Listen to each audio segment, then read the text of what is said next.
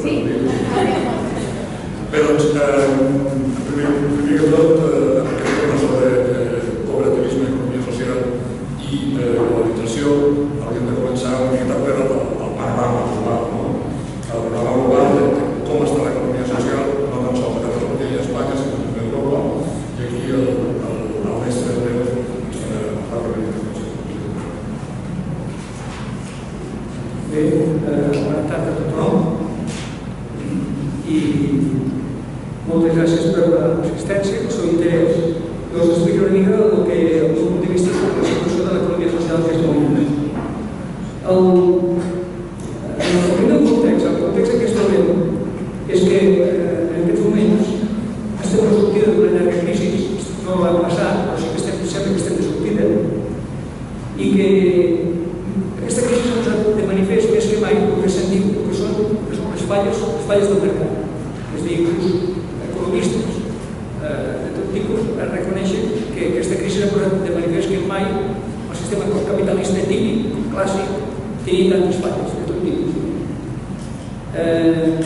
Poder la falla més gran perquè ens afecta a les persones que tenim una perspectiva social de les coses que aquest sistema sembla que posa en crisi més que mai el que és l'estat de benestar. És l'estat de benestar que ha funcionat sobre dos pilars, que és un sistema capitalista i un projecte de poder fer un excel·lent destinat a un estat de benestar i un sector públic. És a dir, aquest component d'un sistema capitalista que és més eficient i públic ha muntat un estat de benestar que ha tingut una època dorada des del 45 al 75. I a partir del 75 han començat una sèrie de crisis i aquest estat de benestar ha anat perdent aquesta hora.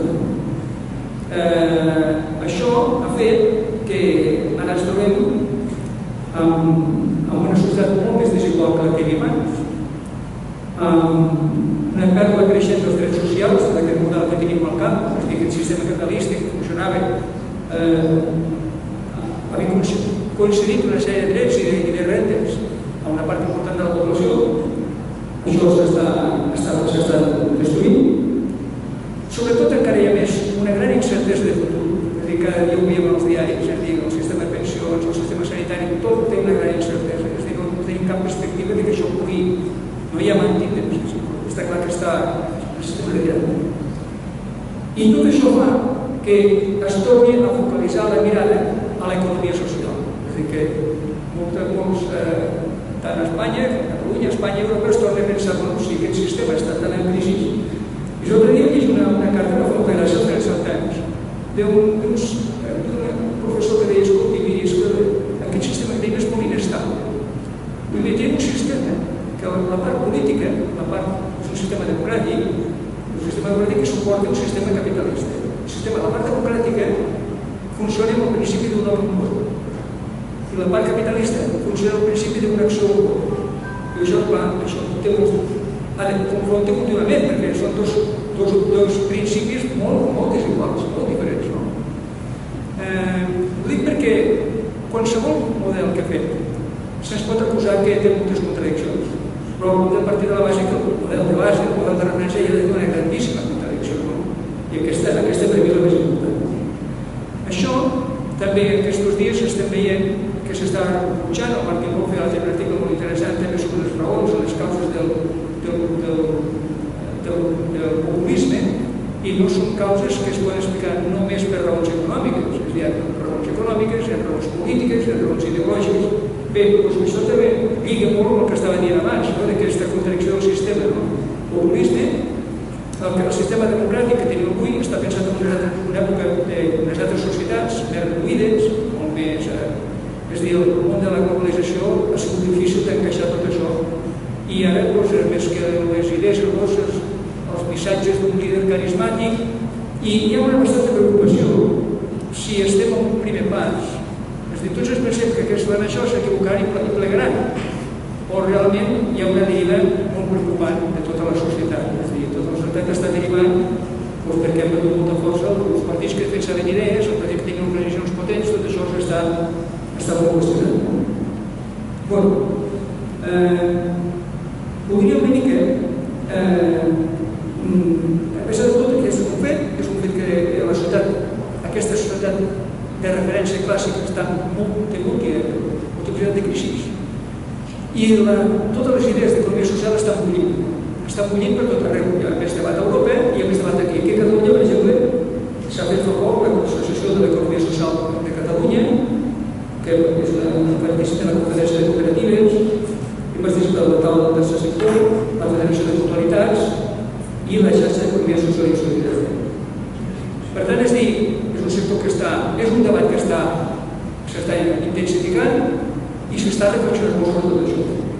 A Europa, el cooperativisme seria, podem dir que tot aquest moviment que és l'economia social, tant en qüestió de principis, d'idees i de filosofia, totes s'inspiren al cooperativisme. És a dir, no hi ha un altre, diguem, cooperativisme, té formes d'associació, moltes formes d'associació, però sempre anem a buscar les arrels en les mateixes, principis del cooperativisme. A Europa ocupa 13 milions de persones que estan en cooperatius amb sou, és a dir, que són sous pagats. Contem els que estan cobrant, els que no cobren són 19 milions de persones. Hi ha 82 milions de voluntaris, n'hi ha 230 milions, aquí ja contem les persones que estan consolidades en la cooperativa de consum, però hi ha 2,8 milions d'empreses cooperatives a Europa. Això és un tema, a Europa és una realitat que està entre el 6 i el 7% del pes de l'economia, però que és una realitat que està molt viva i està en un gran debat.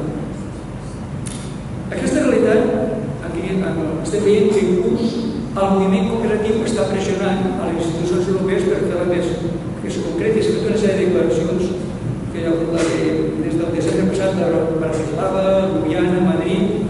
Aquestes declaracions del moviment cooperativista són declaracions que es fan dirigides a les institucions europees que volen dir, escolti, nosaltres defensem aquesta opció i voldríem que Europa es prengués més en sèrio tot això. És a dir, són com apel·lacions a Europa que es prengui en sèrio aquesta realitat. Tot el rato, totes aquestes declaracions, totes tenen un fil conductor, un principi que va repetint-se sempre, que és el mateix. Escolti, per nosaltres la primacia són les persones i l'objecte social està per sobre de l'objecte del capital. Aquest és un discurs permanent tot el rato que veiem en totes aquestes declaracions. Però què està passant a Europa?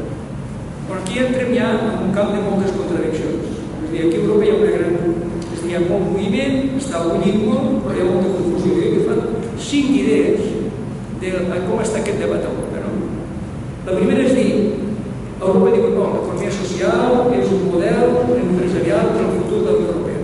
O bé, això, la Comissió Europea, és a dir, a Europa, en general, sempre hi ha molts problemes amb aquests temes que hi ha molta retòrica. Es barreja la retòrica amb la realitat.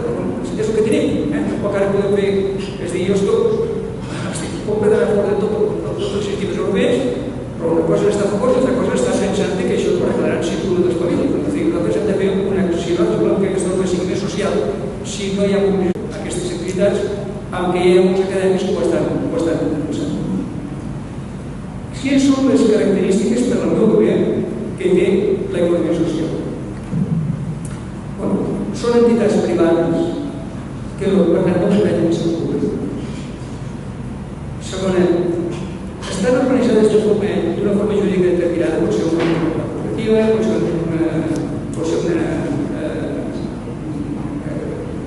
una laboral, una associació, una fundació, però té una forma jurídica determinada, és un grup de temps. Tenen autonomia de decisió, poden decisions, les prenen ells i no els influeixen lliurement. Els seus membres ho són per adhesió voluntària, molt important això. Ho dic perquè això aquí ens pot ser en l'estat, però venim molts dels països que s'han incorporat a la Unió Europea i d'altres estructures polítiques com la gent, molts eren membres de cooperatives perquè ho poden obligatòriament. Aquí són... Llavors, la distribució dels beneficis o el producte del treball, el producte de les empreses aquestes, es fa en funció, no es fa en funció de l'aportació econòmica que hagi fet cada un, sinó en funció del treball o de l'esforç de cada un. És dir, que això és molt important. És dir, que aquí és una forma concreta de dir que l'important són les persones i no el capital, perquè aquí la prova més fonamental és que quan ve la distribució dels beneficis, quan es fa en funció del que porta cada un. No es que un va posar més diners, en qualsevol qualsevol qüestió de cooperativa, això no ho té que veure molt. Després, desenvolupen una activitat per dret propi, vol dir que ells s'han decidit en organitzar un projecte i l'han posat en marxa. Són institucions que procuren la igualtat de gènere. És a dir, això és un altre element important i una última característica és la transparència. És a dir, volen que totes les seves activitats siguin superconegudes i hi ha dintre de l'economia social hi ha un subsector que són empreses socials. És a dir, per dir, l'economia social en general per posar un exemple es veu molt clarament. Un grup de persones s'agrupen per fer una impremta, fan una forma de cooperativa. Això seria un exemple d'economia social. Però hi ha un altre grup d'empreses, de persones que s'ajunten i fan la feixeda, que és pensant en ocupar persones amb deficiència, persones... És a dir, aquí l'objectiu social primer sobre tot. És a dir, en el cas de la cooperativa, una cosa és que sigui una característica, però el que es tracta és que unes persones poden fer una activitat X amb una fórmula determinada. Aquí no hi ha un objectiu, és a dir, que nosaltres ens preocupem, pot ser un problema de persones vulnerables, discapacitats, o pot ser també una associació que pugui fer, per exemple, habitatges. És a dir, aquí en aquest cas són empreses socials, són empreses que el que volen sobretot és primer sobretot un objectiu social. Per tant, aquí no es planteja el tema i si hi ha beneficis, es reinverteixen. És a dir, no hi ha una expectativa de que paguen uns salaris, però si hi ha beneficis, es reinverteixen en el projecte perquè es tracta, si fa una activitat d'ocupar persones que siguin discapacitades, el que es tracta és que aquesta activitat es pugui ampliar. Bé, em queden 3 conceptes. Un seria reptes. Aquest món del model econòmic social, quins reptes té avui dia? El primer repte important és el de les dificultats de finançament. Bé, vull un comentari que ve de passada, però, per exemple, l'existència a Alemanya de 400 bancs cooperatius i 800 caixes d'estalvi ha fet que representa un 30 o 35% del sector financer alemà és o bé caixa d'estalvi o un sector cooperatiu. Ha tingut molt que veure amb la recuperació d'Alemanya. És a dir, allà no s'aixecaven les caixes. És a dir, si estaven malament les han arreglat i si han de fer el que sigui pot fer, no s'han aixecat. Per què? Perquè després de la crisi, els bancs convencionals, el Deutsche Bank, el Dresdner Bank, els bancs, el Commerzbank, han reduït la financiació de les empreses en general. Les mitjanes han reduït, la crisi els ha fet obligat a els balanços i han reduït el crèdit. Els que han augmentat el crèdit entre un 5 i 9% ha sigut banca cooperativa i bé, doncs, tot aquest món del sector social, si té un suport, si té un sistema financer que el pugui ajudar, és fonamental. Aquí ho dic, des d'aquí és molt petit, és molt testimonial el sistema financer que hi ha cooperatiu. Ja quasi diria més que testimonial i heroi, perquè tenim l'exemple, per exemple, del 57, que és un exemple fantàstic, però molt petit. És a dir, que no té impacte social, o bé de fiari, que és una cooperativa financera. Bé, el primer problema és el tema del finançament. El tema del finançament està lligat que no hi ha institucions que tinguin com a prioritat finançar activitat social o activitats que tinguin un component social. La segona sèrie que hi ha és l'escàs reconeixement de la difusió. Nosaltres hem fet ara, Alternatives Econòmiques, hem fet un dossier a favor que es diu 10 exemples d'èxit. I són exemples d'èxit. És a dir, que hi ha cooperatives, unes poden ser abogats, en el cas de Ronda, d'altres poden ser energia, exemples d'empreses que porten 30 anys d'activitat, que funcionen, que han superat la crisi, això ho explicaré de l'Alemanya, que han superat la crisi amb molta millor resistència, que és com més resistència que les empreses normals. Posa, per exemple, el cas del Mondragón, per exemple, el Mondragón, per partit que va estar guarejat, la crisi d'un favor, però es diu que la immensa majoria dels treballadors de favor van ser recol·locats a les empreses del grup cooperatiu. És a dir, torna molt mateix, és prioritari Después les lleis no acompañan. Desde aquí tienen una ley del año 2011, la ley espanyola d'economia social, que ara s'està preparant per fer una Catalunya, però no són lleis que estiguin pensades. És a dir, quan pensem que no ajuden, jo separo el concepte d'ajudar de subvenció. No estic parlant que ha de donar subvenció, estic parlant d'ajudar de veritat. Hi ha moltes maneres d'ajudar. Sobretot des de l'administració pública es pot ajudar molt aquest nom. Pot ajudar a la inclusió, explicant els avantatges. Jo no sento mai d'ofici que diguin escolti, facin cooperatives. Són importants les cooperatives. És a dir, no hi ha un discurs, hi ha el govern espanyol, el govern d'aquí, no he vist mai un discurs com el mateix que hi ha d'Europa, no? És a dir, quan es reuneixen i tenen una cimera i tot això, doncs estan parlant que si ara faran el pell més gran o faran un plan Juncker, però no es parla mai de mesures concretes sobre el que és. Després hi ha un altre problema que és la visualització d'aquests valors. És a dir, jo crec que li correspondria a aquests mecanismes. És a dir, escolti, després quan es vindran altres debats, la solidaritat, perquè tenim un debat territorial, si nosaltres amb tots els problemes que tenim no sempre posem per davant que hi ha uns valors dintre de la societat, doncs ens passa tot el que es passa. Totes les altres derivades empíriques, que derivades com en camp polític, però això és un dels reptes grans que té l'economia social, que els valors que planteja, els valors que defensa, no tenen cap tipus de defensa institucional. Bé,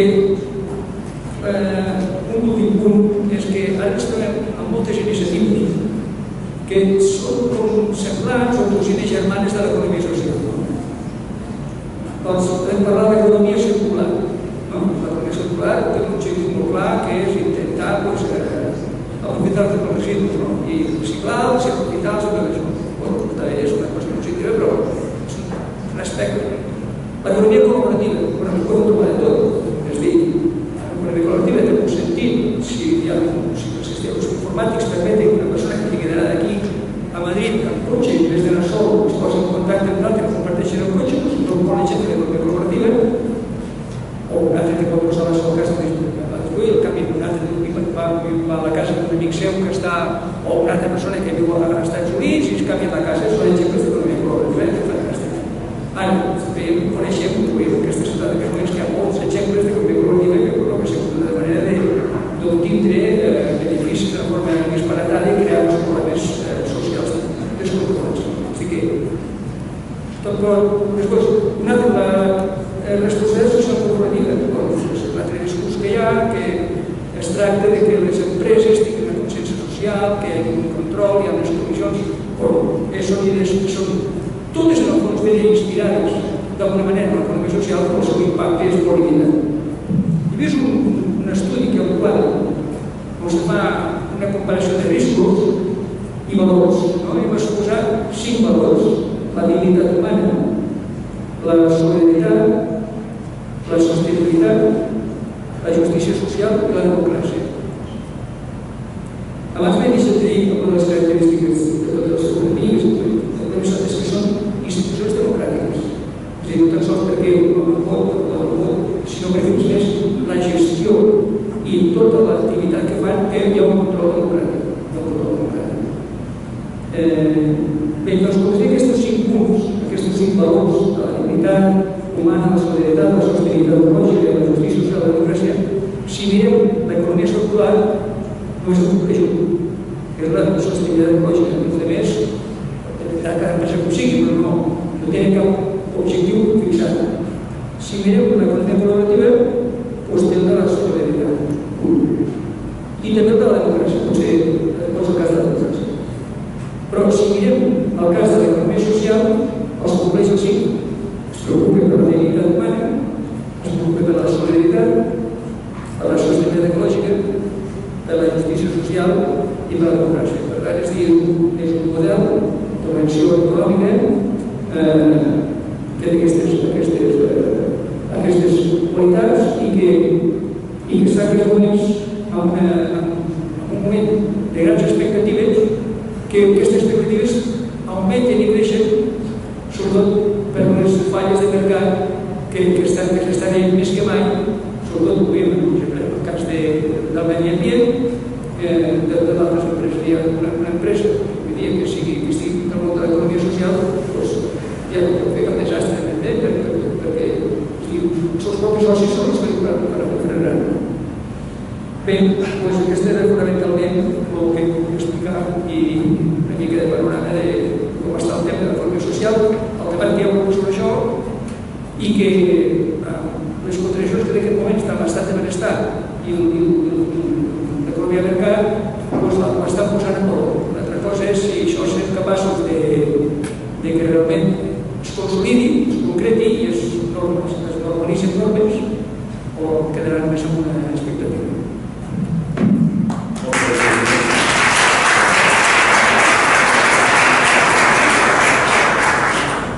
Bé, jo només volia posar un parell de formes molt petites sobre el paper de l'economia social versus les administracions, o l'administració, i versus l'altra economia. Per què? Perquè l'economia social neix al final del segle XIX fruit d'unes elaboracions teòriques, però també en un moment en què el món capitalista estava en la seva versió més descarnada i d'alguna manera es pren l'economia social com aquella vàlvula d'escapament quan tens una repressió. I penso que amb les distàncies del temps que corresponen ara ha passat una mica això semblant.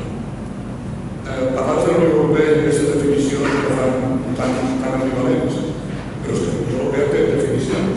Mirem a l'estat espanyol, a Catalunya, no hi ha ni definició. Què es pensa? Jo crec que una de les solucions més negatives que s'han pres en l'àmbit espanyol és que els que van veure la crisi de la sortida del franquisme va produir en molts casos que els treballadors d'una empresa que anava a tancar, com que l'empresa els devia diners, podien capitalitzar aquest deute i podien constituir una empresa de producció de salts i algunes cooperatives. Doncs bé, hi ha una norma que prohibeix això. Els ha tret la primacia dels treballadors a l'hora de, en un moment de crisi, poder capitalitzar i crear una empresa. Això que es diu que l'administració, de el que sigui, no està apostant per aquest model. Més aviat fa pensar que el que s'està fent és això, tenir la vàlvula preparada, quan hem tingut aquesta crisi econòmica tan forta, ha aguantat més bé el cooperativisme, però realment penso que les administracions no hi veuen res. És una cosa que s'ha trobat feta i que l'han de mantenir, i tot al final del franquisme hi havia cooperatives que no sabien a tocar les agràries i les van mantenir el franquisme. Són coses que te les trobes, no sabem massa què fer amb elles i ja passo a la nostra, diguem-ne, la nostra segona participant, que ella és la Maite Soler, membre del grup de treball d'economistes per una economia social del Col·legi d'Economistes de Catalunya, que precisament ja per començar el tema és aquesta vinculació. Tothom diu que l'economia social ha aguantat millor la crisi que l'economia no social. També hi ha l'altre que considera que l'economia capitalista és l'economia normal i que l'altre ho fa com extrem. Bé, doncs, jo la pregunta és, l'ha aguantat més bé perquè ha recuperat l'ocupació, però és cert això? Com estan per exemple els salaris a l'economia social? Han perdut, han guanyat, teniu algun moment? Gràcies.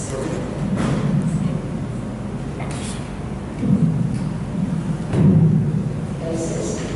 La veritat és que els dos primers precedents ja han explicat, crec, molt bé els context. Jo volia començar una mica amb el context, intentar contestar a la pregunta que m'has fet.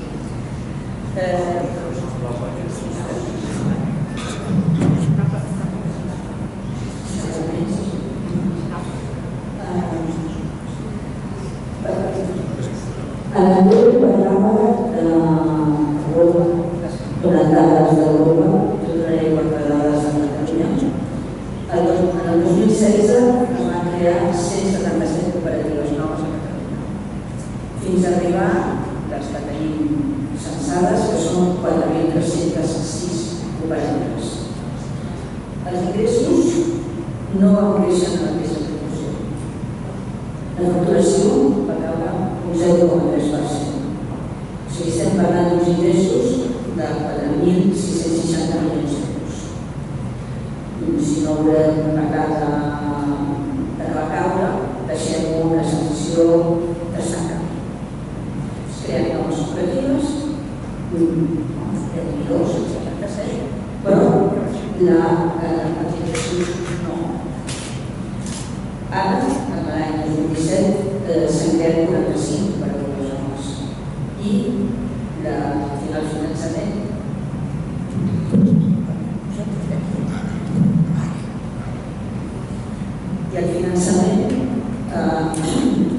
ha continuat disminuint. Aquestes empreses generen a Catalunya uns 45.500 llocs de treball, xifra que supera les dades anteriors a la crisi econòmica. La crisi del 2008, la posem com volíem, actualment ha superat totes les xifres d'ocupació ara superatives. El ritme d'ocupació del sector és d'un 6,2% respecte al mateix període de l'any anterior. O sigui, aquest any el ritme de creixement és d'un 6,2%. Per donar alguna xifra més, el 81% dels contractes de les cooperatives són indefinits. El 81%. Compareu tot això, totes aquestes xifres són per tornar-les comparant amb el que l'economia normal, diguem-ne mercantil. Diem-li la paraula mercantil, no parlem de normals o perquè si no. I a més, per afegir això, diríem que el perfil de les cooperatives està canviant molt. Volia fer una incidència en què tenim un concepte del cooperativisme lligat a vegades a l'assistencialisme. Això que dèiem cooperatives de coses lligades a la cura, lligades a moltes cooperatives lligades a temes més assistencials. Aquest perfil està canviant molt. Com deia l'Andreu, està per tant sempre per el món de l'empresa cooperativa, el món per exemple, d'advocats, com tu deies, o d'arquitectes, o de professionals d'un altre aspecte universitaris, o empreses que fan un producte molt singular. I també s'han retomat, sobretot en el tema del Baix Llobregat, s'han retomat el tema de l'empresa. El Baix Llobregat s'ha fet gent jove que ha agafat terrenys aquells que van preveure per als casinos i que han agafat l'emprenedoria, després parlarem de com aquesta emprenedoria lliga amb el món cooperatiu, i han agafat el testimoni i estan creant inclús cooperatives agrícoles, cosa que semblava bastant allunyada si parlem de conceptes com deia el títol de la sessió de globalització. Estem parlant de dos temes que teòricament semblaven que no hi havia lluny. Dèiem que la crisi ha demostrat que l'economia social, especialment les cooperatives, estan més capacitades per resistir els efectes dels cicles econòmics. El moviment cooperativista ha estat capaç de superar la xifra amb dues coses, amb les xifres d'ocupació i amb l'establiment. No, repeteixo com he dit al principi, no amb els beneficis, encara que els beneficis els reparteixin, ni amb els salaris. Són les dues coses que no han tancat també en la crisi, o sigui que no s'han mantingut, per dir-ho d'alguna manera, al marge de la línia que estava a tota l'activitat econòmica.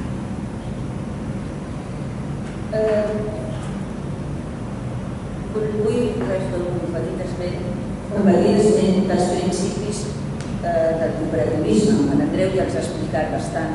Jo afegiria el principi del compromís amb el territori. El cooperativisme normalment va lligat molt al territori quan es fa la cooperativa. I el compromís amb el territori. D'alguna manera no són fàcilment, no se'n van fàcilment del lloc, no canvien per salaris més baixos, etc. Que l'ocupació, al ser estable, és de més qualitat. És possible que els salaris hagin baixat com han baixat a tot arreu, però sobretot els nous cooperativistes però l'altre factor que dona qualitat de vida és l'estabilitat. I com ara s'ha dit a les cooperatives, l'estabilitat està molt força gran. I l'altre que volia també afegir a tots els que ja dit l'Andreu és l'emprenedoria. Normalment les persones que decideixen muntar una empresa d'autonomia social, una cooperativa, una societat laboral, etc., ho fan amb un esperit d'emprenedoria personal. O sigui, no els diré perquè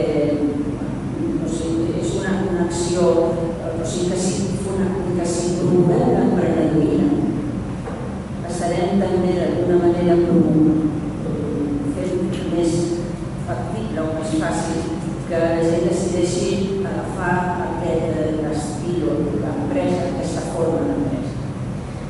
I una altra tercera que s'hi ha anomenat és la intercooperació. Les cooperatives normalment treballen molt plegades al sector. O sigui, el sector s'intercoopera molt entre ells. Treballen en xarxa, que diríem ara, en termes moderns, diríem que treballen en xarxa, i és veritat, treballen força amb intercooperació. Hi ha un altre valor que no principi del cooperativisme, que és un dels més difícils, que després jo inclús el posaria com a repte, que és la internacionalització. Aquest sí que és difícil, perquè el tamany de les cooperatives a vegades fa molt difícil, el tema que parlava d'Andreu del finançament, fa molt difícil aquesta possibilitat d'internacionalització.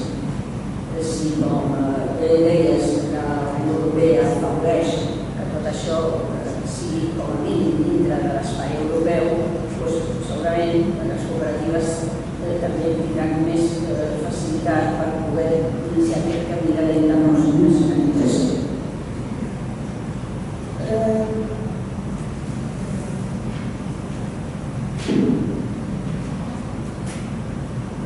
Les cooperatives, com dèiem ja abans, situen les persones al centre de l'empresa, de les decisions de l'empresa, i aporten la paraula que també diu democràcia a l'economia. Això és una de les bases del cooperativisme. L'economia al servei de les persones, i les persones que són els treballadors i que són els cooperativistes.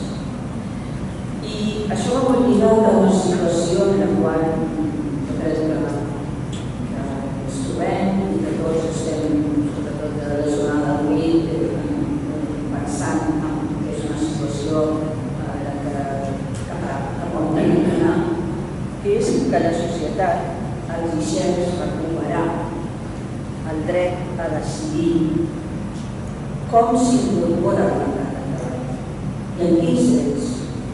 I el mercat de treball o a l'activitat econòmica, depèn del lloc on ens trobem. O sigui, no aquesta situació de dir que el treball és una obligació i un càstig, no? O sigui, el treball és un dret i la incorporació a l'activitat econòmica o al mercat de treball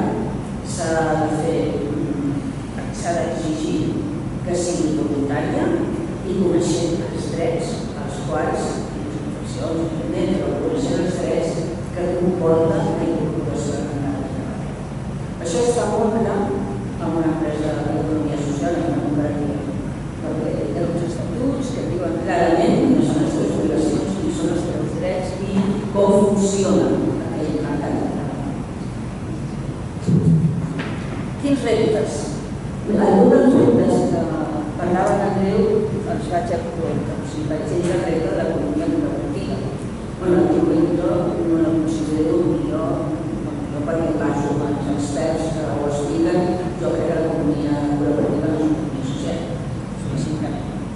En una de les jornades que hem fet al Col·legi d'Economistes hem passat una sessió o dues parlant de què és l'economia social. Això és una altra cosa. Que si entra no sé què, si entren les mutualitats, si no entren les mutualitats. I també un punt important és quan una cooperativa es transforma moment que és nomenat la Fageda. Hi ha un moment en què el que va començar a ser una cooperativa arriba un punt que el seu funcionament, la seva organització, inclús el seu volum, arriba un moment que allò ja s'ha transformat en una empresa mercantil i la Fageda ha creat una fundació i ha recuperat l'esperit cooperatiu a través d'una fundació. Però en funció, si analitzéssim tots els valors, no sé com posaríem l'estreta línia de divisió entre l'empresa d'economia social i l'empresa pròpiament mercantil. I aquest és també un dels reptes. Un altre repte és la robotització. Les cooperatives, el tamany de les cooperatives, la seva situació a vegades al mercat, etc.,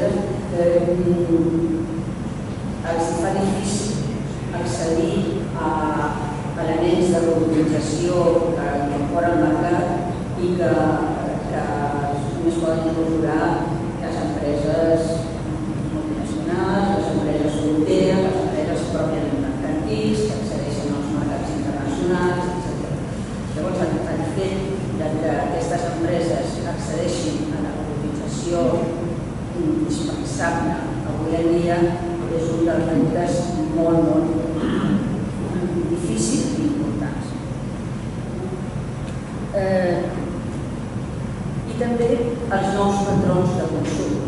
Els nous patrons de consum, evidentment, per exemple, la compra per internet, la compra lligada a grans empreses de distribució, com pensem en Amazon, etc., fa que aquests nous patrons de consum estiguin dificultant molt la sortida del producte de moltes cooperatives. Per exemple, les agràries del parc del Club de Llobregat sí, estan funcionant bé, són cooperatives que estan fent una bona feina, però que es troben que al moment, per exemple, s'han unit molt simplement per poder anar a vendre a Mercabarna, perquè l'accés a Mercabarna d'un pagès petit és impossible. Per tant, les cooperatives aquestes sí que accedeixen d'una manera més fàcil i més rentable a Mercabarna, però després el circuit de distribució el tenen molt complicat. Quan davant de les distribuïdores de les grans superfícies o de les distribuïdores d'Amazon.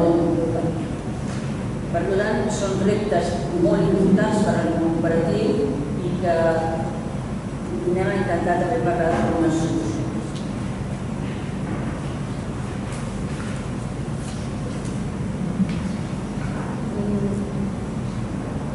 Com a solucions, nosaltres hem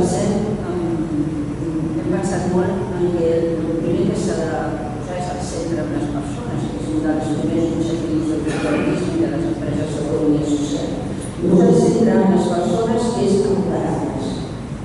Apoderar-les per fer front a aquests reptes i una forma de fer-ho és que promovem formes d'organització del treball i de l'empresa on s'apodera l'individu, no s'apodera el capital, no s'apodera altres elements al mercat, sinó que el que s'apodera és l'individu.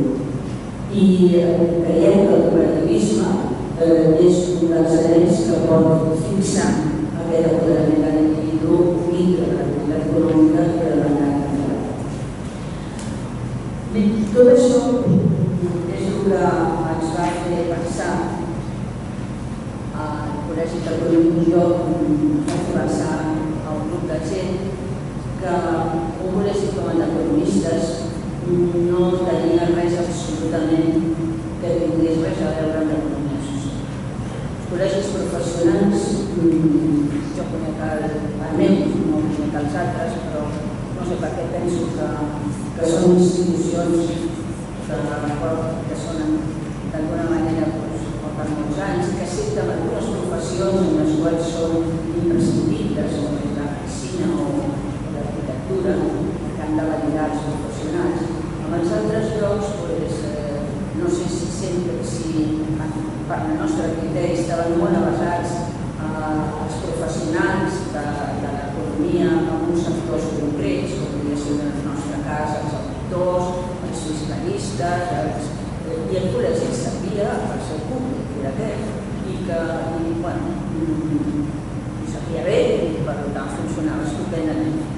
Però des d'un grup de persones vam pensar que el món havia canviat molt, que quan es van començar els col·legis professionals era una altra cosa, i que la necessitat era, des dels col·legis, adaptar-se a les noves realitats socials i econòmiques i intentar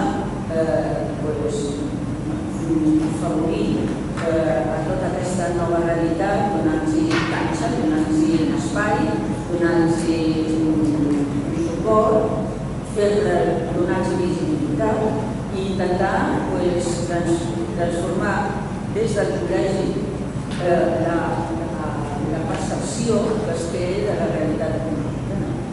I per això es va crear un grup que se'n diu, és molt nou, no té suficient entitat per dir d'alguna manera, ja va ser una comissió, s'organitzen en comissions, però encara nosaltres som un grup, només tenim 2 anys. I aquest grup per una economia social va néixer amb uns objectius que eren precisament donar canxa a tot el que llavors no existia dins del marc del col·legi i que era les empreses d'economia social i també com una de les parts de les jornades d'avui les alternatives econòmiques al discurs establert, a el que podríem dir era més habitual trobar els mitjans, trobar els actes públics, donar sempre una visió de que, aquella frase que diu una altra economia és possible, que no solament l'economia que ens han fet empassar des dels governs ha sigut l'economia possible, sinó que també n'hi ha una altra. Aquest grup, com us deia, té 2 anys de funcionament. Els objectius que posen els seus estatuts és enfocar l'activitat econòmica des d'un punt de vista diferent al que es considera clàssic per la professió d'economista i el que fins llavors hi havia el col·legi de professió. Desenvolupar una nova cultura socioeconòmica i una nova visió de la socioeconomia de l'organització empresarial i de les entitats privades i públiques sense tancar. Ens hem centrat en fer activitats fonamentalment d'informació i de difusió, de formació i després de crear un espai de trobada i de visualització de les empreses d'economia social. Presentem les novetats legislatives, presentem la llei de cooperatives, presentem qualsevol activitat, iniciativa o activitat que considerem que tindrà interès per aquell sector de l'economia. També hem fet convenis, per exemple, amb les cooperatives del tercer sector, el Conservatori del tercer sector, amb ARACOM, la Federació de Cooperatives, i a través de tot això hem intentat fer detecció de les necessitats dels col·lectius d'aquest sector per tal de realitzar formació, per tal de realitzar tallers, conferències i sobretot formació. A la jornada dels economistes que es fa a la tardor o un any, hem presentat 2 sessions cada any, evidentment, que d'alguna manera donen presència a empreses d'economia social i hem discutit, hem parlat sobre aquest tema. En aquest moment, per exemple, demà comença un curs de formació que vull parar-me un moment aquí per gestors per explicar-los els principis de l'economia social a nivell legislatiu, a nivell de fiscalitat, a nivell de constitució de les societats, etc. Vull parar-me aquí perquè quina és la necessitat, què ens hem trobat quan hem fet visualitzar aquest món dintre del grup d'economia social. Ens hem trobat que, per exemple, quan un grup de gent vol dir anem a muntar aquesta empresa d'economia social o aquesta organització i volem fer una empresa. Doncs ens hem trobat, es troben que el primer que se'ls diu és complicat, es pot anar. És una empresa normal. El gestor, el primer és desaconsellable que facin una empresa. Perquè els propis gestors consideren que és molt complicat, que la burocràcia és extrema i que no ho sap. O sigui, no ho aconsellen. Per tant, el primer és molt important visualitzar, però també detectar les necessitats que tenen totes aquestes 4.000 cooperatives per intentar, des de diferents institucions, suplir-les. I estem fent formació, estem fent un altre curs, per exemple, que deies que és impossible que els treballadors estiguin en una empresa després d'un ERO. Sí, és possible. S'ha de fer molt bé. Però estem també fent al setembre farem un curs de com les empreses en crisi, tant d'economia social, poden transformar-se, poden els treballadors, d'alguna manera, no és fàcil, quedar-se amb l'empresa. Cal dir que també des de tant a l'Ajuntament de Barcelona com la Generalitat, des de fa molt poc temps, però des de fa un temps, estan donant passes perquè aquest món de l'economia social tiri endavant. L'Ajuntament va crear un comissionat, que és va crear un comissionat per l'economia social i la Generalitat té una direcció general també d'economia social i jo crec que els dos estan fent algunes passes i també donant finançament, les dues coses, o sigui, creant línies i donant finançament.